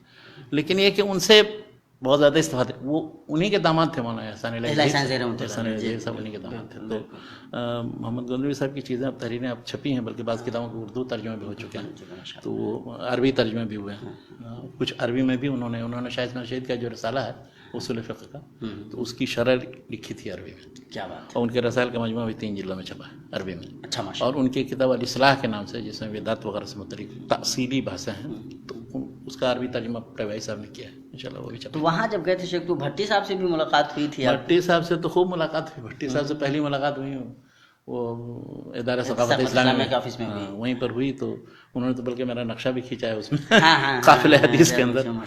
اور وہ بہت دلچسپ آدمی تھے. وہ ان کے پاس بیٹھ جائیے تو اکتانے کا سوال ہی نہیں پیدا ہوتا. ادھر ادھر کی باتیں سب, اور سب پچھلے زمانے کی سب سنانا شروع کر دیتے تھے. کسی کتاب کا ذکر کیجیے, کسی مضمون کا ذکر کیجیے, وہ سب پس منظر سے واقف, ہر مکتب فکر کے لوگوں سے بھی واقفیت تھی. تو میرا مزاج ان سے بہت زیادہ ملتا تھا. کیا بات. تو یہاں بھی کئی بار آئے ہیں تو ملاقات ہوئی ہے, یہاں میرے گھر پر بھی آئے وہ. تو وہ بس یہ ہے کہ بھٹی صاحب جو تھے وہ ان کو اخیر میں کویت میں لوگوں نے لگا دیا کہ آپ علماء حدیث کے حالات لکھنا شروع کر دیں. چنانچہ وہ پھر لگے, انہوں نے 4-5-7 کتابیں جو لکھی ہیں, چمنستان حدیث, بوستان حدیث, گلستان حدیث, دبستان حدیث, خدام قرآن حدیث, خدام قرآن وغیرہ. تو یہ اخیر میں انہوں نے, ویسے ان کی جو دلچسپی تھی وہ ہر طرح کی شخصیتوں سے تھے. ہاں خاکہ نگاری وغیرہ اور خاکہ نگاری جو تھی، اور وہ جس کے بارے میں جو سمجھ میں آتا تھا وہ لکھ دیتے تھے. ہاں چاہے کوئی ناراض ہو. مطلب وہ اس کے انہوں نے حساب سے بھی اب جیسے مولانا مودودی پر جو لکھا ہوگا، جس نے بھی پڑھا ہوگا، میرے خیال سے جماعت اسلامی کے لوگ تو ان کو کبھی بھی نہیں بخشیں گے. جبکہ مطلب اس تحریر کو ایک کہا جا سکتا ہے مطلب کہ نمونے کی تحریر ہے. بالکل جس وقت جماعت کی تشکیل جس انداز میں ہوئی ہے اس کی کیفیت کسی نے آج تک نہیں لکھی جتنی مطلب مکمل تصویر کی، تفصیلی ماشاءاللہ. جی جی. اسی طرح سے ڈاکٹر اسرار صاحب کے بارے میں جو مضمون لکھا ہے انہوں نے، اس میں جو ان کی کھنچائی کی ہے، اس میں انہوں نے کہا کہ آپ یہ کیا تنظیم اسلامی قائم کر کے اسلامی حکومت کا خاکہ اور قائد اعظم اسلامی حکومت قائم کرنا. جی کب قائد اعظم نے کہا تھا اسلامی حکومت قائم کریں؟ کیا انہوں نے تو مسلمانوں کے نام پر ایک خطہ زمین لیا تھا، اور آپ لوگ لگے ہوئے ہیں کہ قائد اعظم نے اسلامی حکومت قائم کرنی. تو اس پر انہوں نے ان کی جو کھنچائی کی ہے اس میں دیکھیے اسرار احمد صاحب والے مضمون میں. اسی طرح صلاح الدین صاحب ہمارے جو دوست ہیں، ان پر جو مضمون لکھا ہے پتہ نہیں بوستان حدیث یا دبستان حدیث میں، اس میں لکھ دیا تھا صلاح الدین صاحب نے کہ اس کے بعد سے میں نے شاعری چھوڑ دی. تو انہوں نے کہا یہ کون سی بات ہے؟ تو بہت سے علماء رہے ہیں جو شاعری بھی کرتے رہے ہیں، اور وہ یہ کوئی بات ہوئی ہے مطلب یہ شاعری اور ان کو جمع نہیں کیا جا سکتا. اس پر کچھ وہ 1-2 صفحہ لکھ گئے. اب اس کا اتنا اثر ہوا صلاح الدین صاحب پر کہ وہ اس کے بعد شاعری خود پھر انہوں نے شروع کر دی، جو شاعری چھوٹ گئی. تو مطلب وہ شاعری ہو گئی.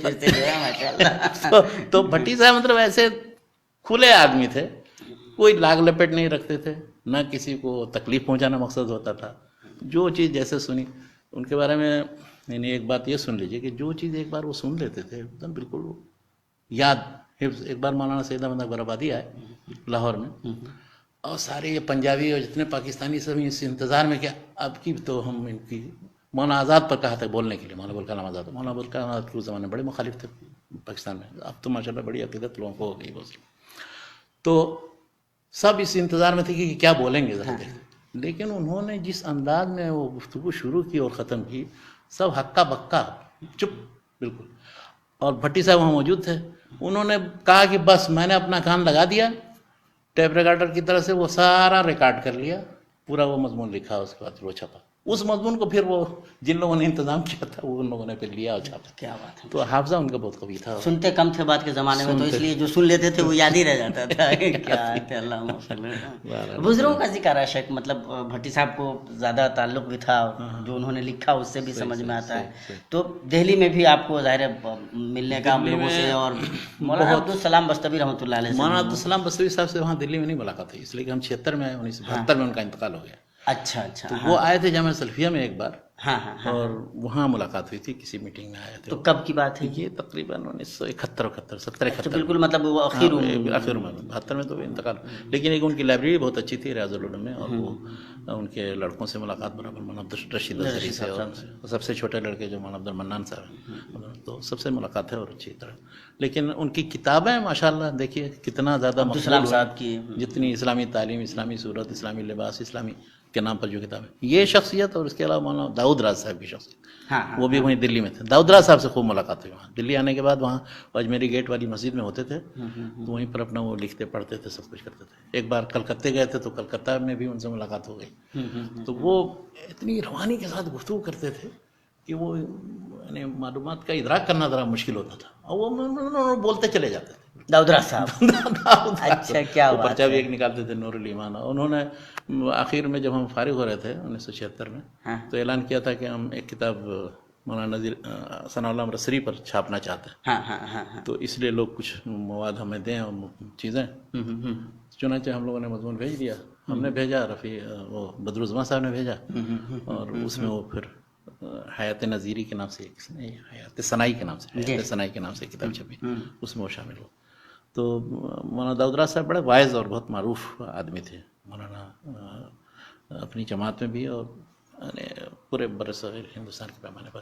اور یہ اور انہی کے بالمقابل پاکستان میں تھے مولانا محمد صادق سیالکوٹی رحمۃ اللہ، ان سے بھی میری ملاقات 1980 میں جون میں ملاقات ہوئی. یہیں دارالدعوت سلفیہ جون میں قائم ہوا ہے، تو اس کے پہلے اجلاس میں وہاں شریک رہا ہوں. یہ جتنے بڑے بڑے اہل علم سارے پاکستان کے وہ سب وہیں تھے موجود. اچھا ماشاءاللہ، بڑے پیارے آدمی ملے تو ایک دم بغلگیر ہو گئے. اور اس کے بعد پھر اپنی کتابیں بھی انہوں نے دیں، اور پھر اپنی کتابوں پر میں نے جب کچھ تبصرہ کیا تو کہا کیا ہے وہ تو کتابیں تو ویسی ہی ہیں، بس ہم لوگوں کے پڑھنے کی ہیں، اور آپ لوگ بڑے عالم ہیں، آپ لوگ لکھیں گے کتابیں اچھی اور تنقید کریں، بتائیں. یعنی اتنے متواضع لوگ. کیا بات ہے ماشاء اللہ. اللہ تعالیٰ نے بڑا کام لیا. اور سبیل رسول صلاۃ رسول وغیرہ ایک ایک گھر میں پہنچی ماشاء اللہ. ہمارے ہم سمجھتے ہیں کہ ہندوستان میں بھی بہت رائج رہی ہیں کتابیں ماشاء اللہ. بہت ابھی دیکھیے ساری کتابیں تقریباً مولانا عبدالسلام صاحب بستوی کی کتابیں اور صادق سالکوٹی رحمۃ اللہ علیہ کی کتابیں عوامی سطح پہ مطلب پہنچ کر جس طرح مطلب چیزوں کو بہت فائدہ ابھی تک چیزیں چھپ رہی ہیں. اور تو بالکل بغلگیر ہو گیا ماشاء اللہ. بغلگیر ہو گیا. اسی طرح سے ایک بہت ہی پیارے آدمی ہیں محمد اقبال کیلانی. اچھا ان کو ہم سمجھتے ہیں کہ بہت بڑے عالم و مولانا وغیرہ ہیں. وہ اصل میں سائنس کے آدمی. کیا بات ہے. اور ایک زمانے تک ریاض یونیورسٹی میں کنگ سعود یونیورسٹی میں پڑھاتے رہے. وہاں سے ریٹائر ہونے کے بعد اور وہ جب تک رہے وہاں یہاں ریاض میں ایک عرصے تک وہ جماعت اسلامی کے پروگراموں کو ارینج کرتے تھے. اس کے ذمہ دار بھی تھے وہ سب کچھ. تو ان سے بھی بڑی ملاقاتیں ہوئی. ریاض میں ہوتے ہیں جب بھی جاتا ہوں ملاقات ہوتی ہے ان سے. تو انہوں نے میں نے پوچھا کہ یہ آپ نے جو کتابیں لکھنے کا سلسلہ شروع کیا ایمان کی کتاب روزے کی کتاب فلاں کتاب تو انہوں نے کہا کہ اس کی وجہ یہ ہوئی کہ ایک مرتبہ ایک مجلس میں ذکر آیا کہ فلاں مسئلے میں سنت کے مطابق عمل ہم کریں گے اس سے متعلق. تو وہاں کے منتظمین میں سے کسی نے کہا کہ نہیں یہ اس طرح سے نہیں آپ کریں. جب روکا تو وہ کہا کہ یہ کون سی بات مطلب سنت کے مطابق کرنے سے آپ روک رہے ہیں اور ہم اسلامی تاریخ چلا رہے ہیں. تو وہیں سے ان کو یہ احساس ہوا کہ سنت کو عام کرنا بہت زیادہ ضروری ہے اور خاص طور پر ایسے لوگوں کے لیے جو اسلامی تاریخ چلا رہے ہیں. چنانچہ انہوں نے تفہیم الحدیث اس کا نام رکھا ہے یا تفہیم السنہ. تفہیم القرآن جس طرح سے ہے اسی طرح تفہیم السنہ یعنی قرآن جس طرح سے تم سمجھتے ہو اسی طرح سنت بھی سمجھو اور اس پر بھی عمل کرو. اور وہ جو سلسلہ شروع کیا اس کے بعد پھر یہاں تک کہ بہت سے لوگوں نے منانے کی کوشش کی اور آپ رہیں. اور وہ ہمارا مقصد یہ نہیں تھا. کہا کہ نہیں اب ہمیں سمجھ میں آ گیا ہے کہ اللہ کے رسول صلی اللہ علیہ وسلم کی سنت کو عام کرنے کی ضرورت ہے. اور چنانچہ ان کی کتابیں دیکھیے اتنی مقبول ہیں اس وقت ہندوستان میں پاکستان میں. ہاں ماشاء اللہ چونکہ بہت مطلب سلیس اور آسان بہت ہی آسان طریقے سے پیش کرتے ہیں. ان کے صاحبزادے تو اتفاق سے پچھلے حج میں ہم لوگوں کی ملاقات ہوئی ماشاء اللہ. میرا یہاں چونکہ مکے میں ایک عرصے سے قیام ہے 39-40 سال سے. جی اقبال کیلانی صاحب کی بات ہو رہی تو اقبال کیلانی صاحب کا یہ کہ بہت ہی پیارے آدمی ہیں. جی ہاں تو اقبال کیلانی صاحب سے متعلق میں بتا یہ رہا تھا کہ ان کی چیزیں مطلب تو دیکھی ہیں کتابیں بلکہ پورا سیٹ میرے پاس ہے. گھر میں بھی بچے پڑھتے ہیں اور میں بھی پڑھتا ہوں. ان کی کتاب انہوں نے خاص طور پہ جو بعد کی کتابیں ہیں جس میں علامات قیامت سے متعلق دوسری چیزوں کی مقدمے بہت اچھے لکھے ہیں. کیا بات ہے. ان کتابوں کے مقدمے خصوصی طور پر لوگ پڑھے ہیں اس لیے یہ سائنس کے آدمی ہے. مولانا کوئی اس طرح کے نہیں ہے کہ تو انہوں نے وہ سائنٹیفک انداز میں ساری چیزیں لکھی. اور ان کے بارے میں ایک چیز یہ بتانا چاہتا تھا کہ علام الموقعین جو امام ابن قیم کی ہے تو ان کی جب تحقیق اس کتاب کی تحقیق کا موقع ہم لوگوں کو ملا تو اس کی پرانی طباعت جو انہوں نے دیکھی مطبع انصاری سے چھپی ہوئی تھی تو اس پر کاتب کا نام لکھا ہوا تھا کون محمد الدین کیلانی. تو اب اس کی تحقیق کرنا شروع کیا کہ یہ کون ہے تو انہی لوگوں کے پردادا اور دادا. کیا بات ہے ماشاءاللہ. مطلب وہ کیلانی سے مطلب وہ سب یہ عبد المالک مجاہد صاحب اور یہ سب ایک اسی خاندان سے تر. وہ دو بھائی تھے محمد الدین تھے ایک اور ان کے علاوہ تھے وہ دونوں کیلانی تھے اور دونوں ہی قرآن اور حدیث کے تعلق سے جو چیزیں ہوتی تھی یعنی تفسیر اور شرح حدیث وغیرہ کی چیزیں وہی لکھتے تھے اور دوسری چیزیں نہیں. تو انہوں نے یہ علام الموقعین کی کتابت کی اور وہ زمانے میں چھپی اس لیے کہ اس کے آخر میں تو جب ان کو بتایا تو کہا اچھا کہاں ہے اس کے کچھ صفحے ہمیں بھیجیے. تو کچھ صفحات ان کے پاس بھیجے اور وہ جس میں تصریح تھی اس میں ان کے پردادا. شیخ تو آپ کی تو ملاقاتیں ماشاءاللہ یہاں بھی بہت سارے لوگوں سے رہی وہاں بھی رہی اور مطلب ہر طرح کے لوگوں سے ملاقات رہی ہے. ملاقاتوں سے کافی فائدہ بھی ہوا اور یقینی طور پر ہر ایک کا رجحان معلوم ہوا ہر ایک کی خدمات کس انداز میں کیا کون سا کام کیا. اگر ہماری اطلاع غلط نہیں ہوئی تو مولانا مختار صاحب سے بھی بڑے اچھے مراسم رہے ہیں. بہت ان کے تو گھر بھی جاتا رہا کتنی بار گیا. یہاں جب آتے تھے تو ملاقات ہوتی تھی. سب سے پہلے ان کو دیکھا تھا جامعہ سلفیہ میں. جامعہ سلفیہ میں تقریباً 1970-71 کی بات تھی. آئے تھے کسی میٹنگ میں تو اس وقت وہ بیٹھ کر کے ایک چارپائی پر ابھی بھی دوسری منزل پر اور ہم لوگ مل کر پوچھ رہے تھے کہ کیا ہے. کہا کہ ہمارا ایک پروگرام ہے ایک بڑا سا ادارہ کھولنے کا جس میں علماء سلف کی ساری کتابیں اردو میں اور انگلش میں اور عربی میں سب چھاپی جائیں الدار السلفیہ کے نام سے. اسی وقت ہم لوگوں کو بتایا تھا. اس کے بعد ہی شاید انہوں نے کھولا 1972-73 میں. تو پھر طباعت کا جو سلسلہ شروع کیا تو اردو اور عربی. بہرحال یہ پہلی ملاقات وہاں تھی. اس کے بعد پھر ان سے کئی بار ملاقات یہاں مکہ مدینہ میں ہوتی تھی. جب پھر بمبئی جانا ہوتا تھا تو ان کے گھر جاتا تھا ان کے آفس جاتا تھا. ان کو میں نے دیکھا کہ اتنے مختلف ادارے وہ چلاتے تھے. اصلاح المساجد ہے، اس کے علاوہ دارالسلفیہ ہے، پھر اس کے بعد تقریر بھی وہ کرتے تھے جمعہ کو، اور مختلف دروس کا بھی اہتمام اور سب کچھ، مساجد وغیرہ، اور سفر بھی کرتے تھے. لیکن مطلب اپنے وقت کو انہوں نے بہت اچھی طرح تقسیم کر رکھا، کیا بات ہے، اور بالکل ہر کام اپنے وقت پر وہ مکمل کرتے تھے. کافی اور منظم. بڑے لمبے چوڑے منصوبے ان کے تھے. تعلیمی میدان میں الگ، خواتین کی تعلیم کے میدان میں بھی ان کو اولویت حاصل ہے. اور جامعہ محمدیہ کا جو پلان تھا، اس کے بعد پھر تو مجھے یاد ہے ایک بار پھر آخر عمر میں آئے، ان کی وفات سے تقریباً 2 سال پہلے، اور سب کو جمع کیا. تو میرے ہی گھر پر سب کو بلایا یہاں مسجد عزیزیہ میں، اور جتنے دکاترہ ہیں جو بھی پی ایچ ڈی کر چکے ہیں ہندوستانی طلبہ میں، جی ان کو کہا کہ دیکھیے اب جو ہے ایک بڑی یونیورسٹی کا قیام، جامعہ محمدیہ تو قائم ہو گیا، بمبئی میں ایک یونیورسٹی کا قیام کا منصوبہ ہے، یہ انہوں نے بتایا. کیا بات ہے. محمدن ایجوکیشن سوسائٹی کی طرف سے ایک بڑی یونیورسٹی کا یہاں قیام، جہاں پر جدید اور قدیم دونوں تعلیم گاہیں ہوں گی، اور دونوں کے فنون ہوں گے. چنانچہ اس کی شروعات بھی انہوں نے کچھ کی تھی، انجینئرنگ کالج قائم کر دیا تھا اور کیا کیا کیا تھا اس کے بعد، لیکن ایک بمبئی میں تو نہیں ہو سکا، بعد میں پھر انتقال کر گئے. تو اچھا، مولانا سے ایک مطلب ذکر ہے کہ یہ جو آپ کا منصوبہ، یہ کس طرح سے یہ جو جامعہ محمدیہ قائم کرنے کا، وہ تو انہوں نے کہا کہ ایک کانفرنس یہاں ہوئی تھی 1978 میں جدہ کے اندر، پہلی اسلامی تعلیم سے متعلق کانفرنس ہوئی تھی، انٹرنیشنل کانفرنس. تو اس میں مولانا ابوالحسن ندوی تھے، یہ تھے، اور بھی بہت سے لوگ تھے مختلف ممالک کے. تو اس وقت جو یہاں مختلف مقالات پیش کیے گئے، تو اس میں یہ فارمولہ دیا گیا کہ ہمارا جو پورا نظام تعلیم اور نصاب تعلیم ہے، وہ سارا مغربی پیٹرن پہ چل رہا ہے، ساری چیزیں ہم اسی انداز میں پڑھ رہے ہیں. کیوں نہیں اسلامی انداز میں ساری چیزوں کو، سارے فنون بھی ہم اسلامی انداز میں پڑھیں، سارے اسلامی علوم کو بھی ہم جدید انداز میں پڑھیں، دونوں کو جمع کرنے کی کوشش. تو مولانا نے شیخ ابوالحسن ندوی صاحب کہا کہ مولانا ندوۃ العلماء میں تجربہ کیجیے. ندوۃ العلماء اسی لیے قائم کیا گیا، تجربہ کیجیے، جمع بین القدیم والجدید. تو انہوں نے کہا کہ اب ایک رخ پر جو ندوہ چلا جا رہا ہے، ظاہر ہے اس میں اب تبدیلی کرنا مشکل ہے، لیکن آپ یہ ہمت کیجیے اگر، تو آپ اس فکرے کی تنفیذ کرنے کے لیے آپ قدم اٹھا سکتے ہیں، اور انشاءاللہ اللہ تعالیٰ آپ کو توفیق دے. تو مولانا ابوالحسن ندوی نے مولانا مختار ندوی صاحب کو، ان دونوں کے آپس میں مراسم اچھے مراسم تھے، بہت اچھے مراسم تھے. مختار ندوی صاحب علی گڑھ یونیورسٹی میں اس کے مجلس کے ممبر تھے، اور سارے تعلیمی حلقوں میں معروف تھے ماشاءاللہ، اور کام بھی کیا الحمدللہ، بہت کافی کام کیا الحمدللہ. اور بھی کچھ ایسی یاد جو بہت یونیک ہو ان سے متعلق، کوئی بات ان کی جو بہت یونیک یہ کہ دیکھیے، یعنی معمولی سے معمولی بھی اگر کوئی چیز کریں تو اس کو وہ یاد رکھتے تھے، اور اس کا شکریہ کا خط لکھتے تھے. یہ چیز یہ عام طور پر کسی نے وہ کام لے لیا، اس کا بھول گیا ہمیشہ کے لیے نہیں. وہ ایک بار مجھے انہوں نے کہا کہ کیا تضحیہ عن الاموات، یعنی میت کی طرف سے قربانی کی جائے تو اس کا ثواب پہنچتا ہے کہ نہیں. تو میں نے کہا کہ ہاں، مولانا شمس الحق دیوبندی کا ایک رسالہ اس موضوع پر ہے، اور وہ قلمی شکل میں وہاں بھی ہے خدا بخشا. تو انہوں نے کہا کہ کہاں ہے وہ، ذرا مجھے ضرورت ہے. وہ میں نے نقل وقل کر کے بھیج دیا. تو باقاعدہ انہوں نے ایک خط میں بھیجا اور شکریہ ادا کیا. اور اس کا تو اس سے اندازہ ہوتا ہے کہ بڑے آدمی جو ہیں وہ بھولتے نہیں، کسی آدمی کی چھوٹی سے چھوٹی، اور بھولنا بھی نہیں چاہیے، بھولنا بھی نہیں چاہیے. کیا بات ہے، کبھی بھی نہیں بھولنا چاہیے. اس طرح کے جو لوگ تھے جو بہت معروف بھی، مطلب عبدالرؤف ہماری جھنڈا نگری رحمۃ اللہ، مولانا عبدالرؤف جھنڈا نگری کو تو اس زمانے سے جانتا ہوں، جب وہ فیضان میں ہم لوگ پڑھتے تھے، چھوٹے چھوٹے بچے تھے. وہ جب بھی آتے تھے، والد صاحب کے اچھے گہرے دوست تھے. اچھا ماشاءاللہ. وہ جب نیپال سے جھنڈا نگر سے آتے تھے تو وہ پورا 1 بورا 2 بورا جو ہے، یا تو خربوزہ لے آتے تھے، یا آم لے آتے تھے، یا اور بھی دوسرے جو بھی موسمی پھل ہوتا تھا، جو ہوتا تھا لے کے آتے تھے والد صاحب کے پاس. اس وقت سے ان کو خربوزہ اور آم ہی کے ذریعہ ان کو پہچانتے تھے. بڑا انتظار رہتا ہوگا. پھر ان کی تقریریں ماشاءاللہ ہوئی، معروف تھے. پھر وہ اس زمانے میں جامعہ سلفیہ میں بھی، پھر اس کے بعد یہاں آنے کے بعد مدینہ مکہ میں ہمیشہ وہ آتے رہے، ملاقات ہوتی رہی، گھر پہ بھی آتے تھے، پروگرام ہوتے تھے بہت سے. ان کے اندر دیکھیے ایک صفت، یعنی ہر عالم کے اندر یا ہر شخص کے اندر کوئی ایک بات ایسی ہوتی ہے کہ جو مارک کرنے کی ہوتی ہے. اچھا، شروع میں تو ہم لوگ ہنستے تھے، کہتے تھے یہ کیا عجیب.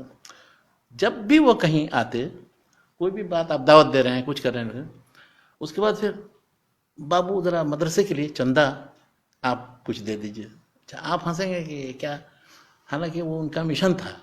وہ اس چیز کو کبھی نہیں بھولتے تھے کہ میں مدرسے کے سلسلے میں چاہے چھوٹا یا بڑا کوئی بھی چندہ، کسی بھی طرح کا تعاون کسی سے بھی حاصل کرو، فکری ہو، مادی ہو، علمی ہو، اور اس سلسلے میں ذرہ برابر بھی کسی طرح کوئی شرم ہو، وہ لحاظ بھی نہیں. بہت کلیئر ماشاءاللہ، بالکل کلیئر. یعنی آپ کے پاس آئیں گے تو کہیں کہ ہاں ٹھیک ہے، کھلایا پلا سب کچھ کیا، مدرسے کی طرف سے چندہ دے دیجیے. کیا بات. اچھا، کچھ لوگ یہ محسوس کرتے تھے کہ شاید یہ مطلب مانگتے ہیں اور اپنے لیے ایک نیا پیسہ نہیں مانگتے. کیا کبھی نہیں. یہ سب سارا صرف ادارے کے لیے. ادارے کے یعنی سراج العلوم جو اس وقت ابھی قائم ہے، یہ سمجھیے کہ انہی کے اخلاص اور ان جیسے لوگوں کے اخلاص کی وجہ سے قائم ہے. کیا بات ہے. کہ وہ جو کچھ بھی پیسے انہوں نے سب اپنا گھر بار زمین بڑی کئی 100 بیگھہ زمین ہے، ہاں، وہ بہت سارا مطلب سب کو چھوڑ چھاڑ کر کے مدرسے میں بیٹھے رہتے. ایک بار میں جھنڈے نگر گیا، ان سے ملاقات ہوئی تو کافی گفتگو ادھر ادھر کی ہوئی. اس کے ساتھ میں نے کہا کہ مجھے تو مخطوطات سے دلچسپی ہے، تو ہیں کچھ قلمی کتابیں یہاں. تو انہوں نے پھر وہ لائبریری میں لوگوں کو کہا، تو کچھ چیزیں وہاں نظر آئی مجھے، اور الحمدللہ مطلب وہ کیا بات ہے. ان کو میں ہمیشہ توجہ دلاتا تھا کہ آپ کی جتنے مضامین اور کتابیں ہیں سب ایسی مرتب انداز میں ساری چیزیں چھپنی چاہیے قاعدے سے. کبھی کوئی کتاب چھپی ختم ہو گئی، دوسری چھپی ختم ہو گئی. ان کی 2 کتابیں جو مشہور ہیں، صیانت الحدیث اور نصرت الباری، یہ دونوں کتابیں بہت اچھی. بلکہ وہ ایک شعر پڑھتے تھے کہ قیامت کے دن جب وہ اللہ تعالیٰ پوچھے گا کہ کیا لے کر گیا تو نصرت سیانت در بغل، روز قیامت. ہاں، نصرت اور سیانت دونوں بغل میں ہوگا اور پیش کر دوں گا کہ یہ دونوں لے کر اپنے آپ نجات کا ذریعہ سمجھتے ہیں. نجات کا ذریعہ اللہ سمجھتے مغفر لہو. تو اس طرح کے علماء کی بات چل رہی ہے جو اچھے خطیب تھے. تو مجھے ڈاکٹر سید عبدالحفیظ کی بھی یاد ہیں. ڈاکٹر سید عبدالحفیظ صاحب، وہ بھی تو والد صاحب کے ساتھی تھے، وہ ہاں بالکل ساتھی فارغ ہوئے وہ. اور ان کو بھی اس وقت سے جانتا ہوں جب یعنی وہ احمدیہ سلفیہ میں پہلی جماعت میں نے وہیں پڑھی ہے. احمدیہ سلفیہ میں 1966-67 کا زمانہ تھا. ابھی تک یاد ہے کہ 67 میں وہ فلسطین والا واقعہ بھی ہوا تھا، اس پر ہم لوگوں نے جلسے کیے تھے اور کیا کیے تھے. بہرحال اس وقت وہ دیکھا روزانہ وہ بھی بہت پابند آدمی، روزانہ مغرب کی نماز پڑھنے کے لیے مدرسے میں آتے تھے. اپنے جیپ سے آتے تھے اور وہ کارنر پر ایک جگہ بیٹھنے کی تھی، وہاں بیٹھ جاتے تھے. اور جس استاد کو کسی کو ملنا ہوتا تو وہیں آ کر کے ملتے تھے. یعنی روزانہ وہ مغرب کے بعد سے عشاء تک، عشاء کے قریب پھر اس کے بعد چلے جاتے تھے. تو بعد کے دور میں ملاقات وغیرہ؟ ہاں، بعد کے دور میں ملاقات ہوتی. ان سے کافی ملاقاتیں ہوئیں، کئی بار ہوئی. وہ مختلف موضوعات سے متعلق کبھی کسی موضوع پر لکھنے کے لیے کچھ ہوا تو کبھی کسی کانفرنس میں شرکت یہاں کرتے تھے تو اس کے لیے کچھ مواد فراہم کرنا ہوتا تھا تو وہ جمع کر کے ان کو دے دیتے تھے.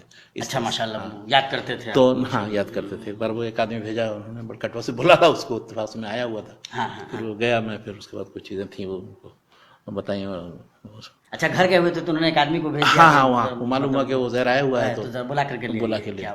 تو الحمدللہ ڈاکٹر صاحب اچھے فاضل آدمی تھے اور انہوں نے مطلب ادارے کو ترقی دینے کی جتنی صورتیں ممکن تھی، خاص طور سے شمالی بہار میں تو انہوں نے بہت کام کیا. بہت مطلب ملی سطح پہ بھی ان کا کام ہے ماشاءاللہ، وہ بھی بہت کئی اعتبار سے قابل ذکر ہے. کئی اعتبار سے قابل ذکر سے تو مطلب اس قسم کے ہر طرح کے لوگوں سے ماشاءاللہ ہر طرح کے. وہ ہے نا، فارسی میں ایک شعر ہے، تمتع زہر گوشے یافتم، زہر خرمن خوشے یافتم. اب جب تک طلب علم نہیں کرے گا، جستجو نہیں ہوگی اس کو، تلاش و جستجو کتابوں کی، چاہے جستجو لائبریری جانا ہو، یونیورسٹیاں ادارے دیکھنے ہوں، مختلف افراد اور شخصیات سے ملاقات کرنا ہو، مختلف جماعتوں تنظیموں میں جا کر کے کیا کر رہے ہیں نہیں کر رہے ہیں، یہ تو اس وقت تک وہ طالب علم نہیں ہے. وہ شک تنظیموں اور جماعت کی بات آ رہی ہے تو جماعت اسلامی کے امیر رہے ہیں مولانا جلال الدین عمری صاحب، ان سے ملاقات ہے جب وہ امیر نہیں تھے یا تھے پتہ نہیں. وہ جو پان کوٹھی میں وہاں ادارہ تحقیقات اسلامی قائم کی تھی، ادارہ تحقیق و تصنیف، تو علی گڑھ میں وہاں سے ملاقات ہے میری. اچھا ماشاءاللہ. اس وقت یہ 2-3 آدمی تھے. اسلام عمری صاحب تھے جو بیچارے مرحوم ہو گئے، اللہ تعالیٰ غریق رحمت کرے ان کو.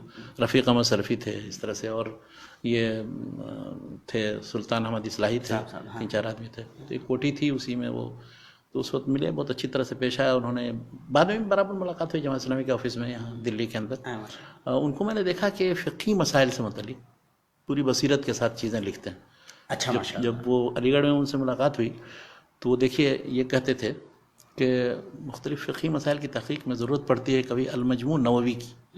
تو اگر المجموع نووی مہیا ہو جائے تو یہاں کام بہت اچھا چلے گا. فقہی مسائل سے متعلق بہت کچھ، خاص طور پر خواتین کے تعلق سے جو چیزیں ان پر بڑا اچھا لکھتے تھے اور وہ لکھتے تھے. ایک بار ان کے ایک مجلس میں شریک ہوا، ملی مجلس کی کانفرنس ہو رہی تھی، تو اس میں طلاق کے تعلق سے گفتگو ہو رہی تھی.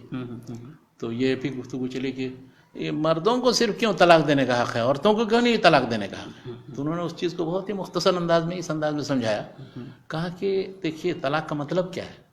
طلاق کا مطلب ہے کہ جو ذمہ داری میں لے رہا ہوں اس پر نفقہ خرچ اخراجات وغیرہ کی، وہ اب نہیں لے رہا ہوں، چھوڑ دے رہا ہوں. تو عورت کے اوپر تو کوئی ذمہ داری ہے نہیں نفقہ کی، تو وہ کیا طلاق دے گی؟ مطلب وہ کیا کہے گی کہ میں ذمہ داری اب نہیں لیتا ہوں شوہر کی، لیتی ہوں شوہر کی. کیا بات ہے. وہ تو مرد جب لیتا ہے اسی کے اوپر فرض ہے کہ وہ اس کو کھلائے پلائے، رہائش دے، سب کچھ دے، کپڑا لتا سب کچھ، ساری چیزوں کا خیال کرے. تو اس کو چھوڑنے کا حق ہوگا. وہ تو اس کے ساتھ ہے جو لگی ہوئی رضامندی کے ساتھ آئی ہے وہ. اگر اسے ناراضگی ہے اور وہ نہیں رہ سکتی ہے تو اس کے لیے دوسرا راستہ کھولا لے لے. یعنی بہت زیادہ ظلم جاتی ہے تو فسخ کرا لے جا کر کے نکاح. یعنی اس کے لیے دروازہ بند نہیں, لیکن طلاق نہیں ہے وہ دے گی. طلاق کا مطلب ہوتا ہے کہ اس ذمہ داری کو ہم چھوڑ رہے ہیں. ہاں, جو ہم نے قبول کی تھی. کیا بات ہے. تو یہ ذمہ داری تو عورت قبول نہیں کرتی, تو وہ چھوڑنے کا اس کا کیا مطلب ہے؟ یہ جو ایگریمنٹ پر اس پر سائن کرتے ہیں طلاق پر دونوں طرف سے, اس کا کیا مطلب ہے؟ کیا بات. اسلام میں یہ تصور نہیں.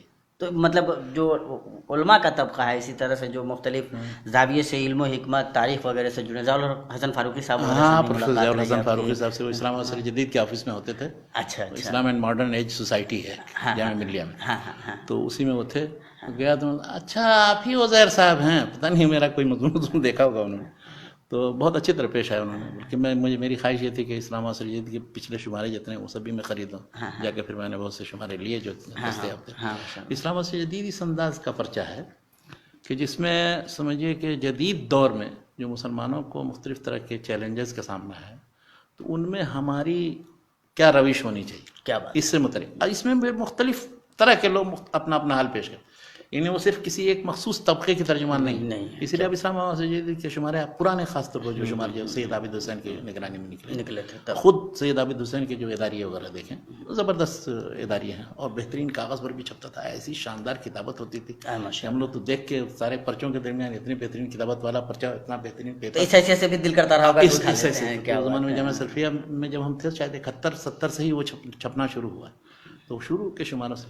تو کہا یہ رہا تھا کہ ضیاء الحسن فاروقی صاحب یہ بڑے وسیع الافق آدمی تھے. انہوں نے مولانا ابوالکلام آزاد وغیرہ کو جو لکھا ہے, اس سے اندازہ لگائیے کہ وہ انہوں نے ان کا جو مقالہ ہے وہ علماء کا مطلب کیا کنڈیشن رہا ہے کنٹریبیوشن سیاست میں, اس پر انہوں نے انگلش میں کتاب لکھی ہے.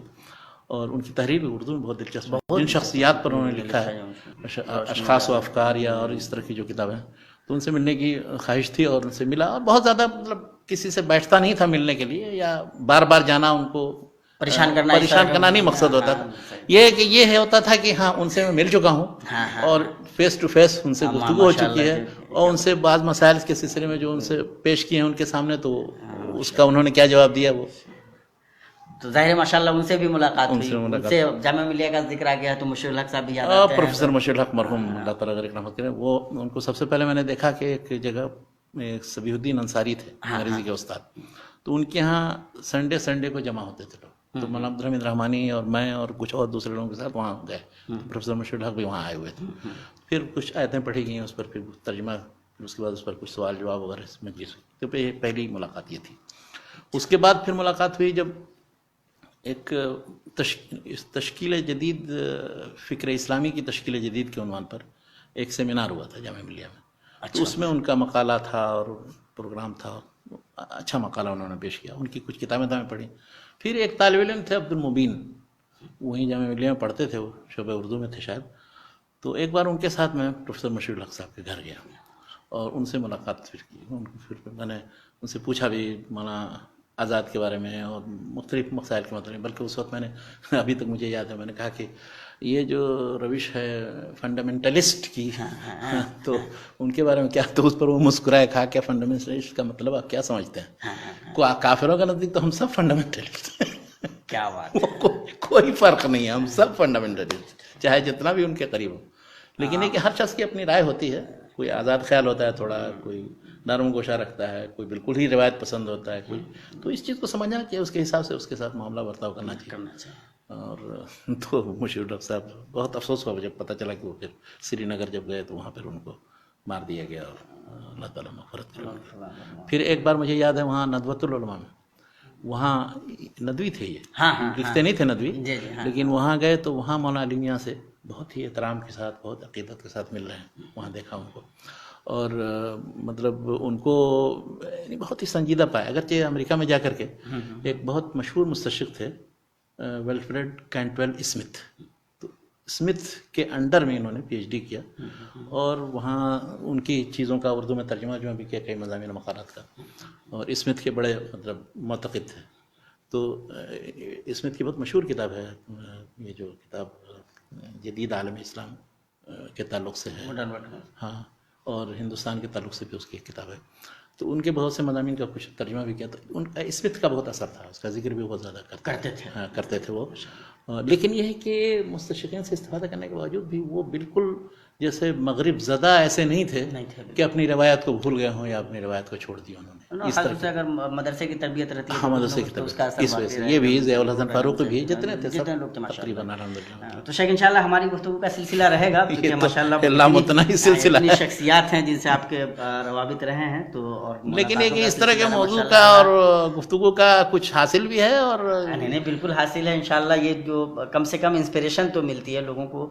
ہم طلبہ کو تو یہ سمجھ میں آتا ہے کہ ہم خود اپنا دامن مراد کس طرح بھر سکتے ہیں، اپنے آپ کو کیسے. لوگوں کو مختلف شخصیات سے ملنا چاہیے. جب یہ نہیں کہ جب کسی کا انتقال ہو جائے تو اس کے بعد ان کے بارے میں کوئی مضمون چھپ رہا ہے، تو آپ زندگی میں ان سے معلومات حاصل ملیں، ان کے افکار سے استفادہ کریں، تبادلہ خیال کریں. بعد میں آپ کو خوشی ہوگی کہ ان بڑی بڑی شخصیتوں سے سب. بلکہ مجھے مارکنڈے کارجو کی ایک بات یاد آتی ہے، اجازت دیں شیخ. بتائیے. وہ فیض آئے ہوئے تھے ایک زمانے میں الہ آباد، تو ان کے والد ان کو لے کر کے گئے. پروگرام ہوا تو کارجو چھوٹے تھے اور ان کو لے کر کے گئے. تو کسی نے کہا کہ بھائی یہ چھوٹا بچہ یہ فیض کو کیا سمجھے گا، ان کی شاعری کو کیا سمجھے گا جو آپ ان کو لے کر کے آ گئے. تو ان کے والد نے کہا ابھی یہ نہیں سمجھے گا، لیکن جب یہ بڑا ہوگا تو یہ کہے گا کہ فیض کو ہم نے دیکھا تھا اور مطلب فیض کو جانتے ہیں.